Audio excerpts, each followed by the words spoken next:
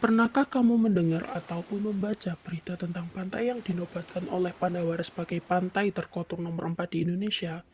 Kok bisa pantai yang biasanya kita gunakan sebagai salah satu destinasi wisata dikala ingin berlibur menjadi tempat pembuangan sampah?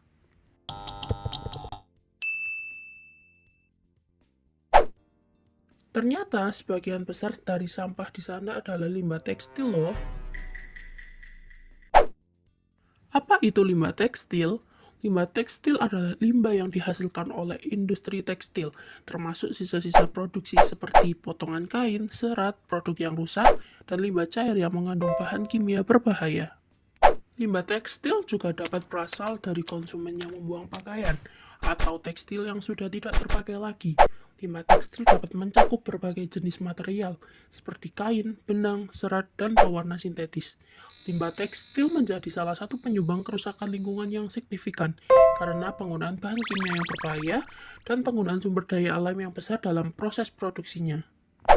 Dampak dari limbah tekstil ternyata cukup berbahaya. Pencemaran lingkungan adalah salah satu dampaknya.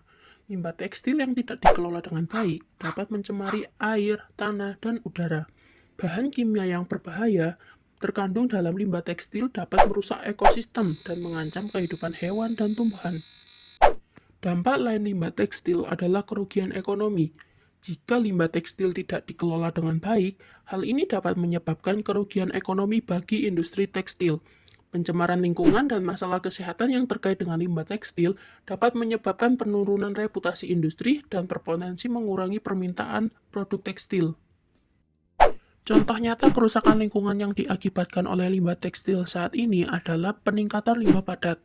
Limbah padat ini seringkali tidak didaur ulang atau diproses dengan benar, sehingga menumpuk di tempat pembuangan akhir dan menciptakan masalah lingkungan seperti pencemaran tanah dan udara. Bagaimana sih cara kita sebagai generasi muda untuk mengurangi hal tersebut? Nih, minta kasih tahu. Hanya dengan menurunkan gengsi dan mulai membeli pakaian second, teman-teman udah berperan dalam mengurangi limbah tekstil. Memilih membeli pakaian second berarti memberi kesempatan pada pakaian yang sebelumnya diproduksi untuk digunakan kembali. Hal ini dapat membantu mengurangi limbah tekstil yang akhirnya akan berakhir di tempat pembuangan sampah. Eits, jangan kira tidak ada keuntungannya. Justru dapat banyak keuntungan loh. Apa aja tuh? Yuk kita bahas. Yang pertama adalah hemat biaya. Pakaian second umumnya dijual dengan harga yang lebih terjangkau dibandingkan dengan pakaian baru. Dengan membeli pakaian second, kamu dapat menghemat uang dan tetap tampil stylish. Kedua, pilihan yang unik. Biasanya, dalam toko pakaian second, kamu dapat menemukan pakaian dengan desain unik. Hal ini membuat kamu bisa mengekspresikan gaya pribadi yang lebih berbeda dan menciptakan penampilan yang unik. Yang ketiga adalah mendukung lingkungan. Dengan membeli pakaian second, kamu membantu mengurangi permintaan terhadap produksi pakaian baru. Hal ini membantu mengurangi dampak negatif terhadap lingkungan dari industri tekstil yang seringkali membuang banyak limbah dan menggunakan sumber daya alam yang berlebihan. Keempat adalah mendukung perekonomian lokal. Dengan membeli pakaian second dari toko-toko lokal, kamu juga dapat membantu mendukung perekonomian lokal dan memberikan manfaat secara langsung bagi masyarakat sekitar.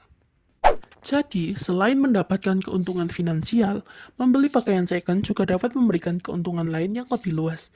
Namun, penting juga untuk memperhatikan agar pakaian second yang dibeli dalam kondisi baik dan layak pakai. Selain itu, memperpanjang masa pakai pakaian dengan merawatnya dengan baik juga merupakan langkah penting dalam menjaga alam.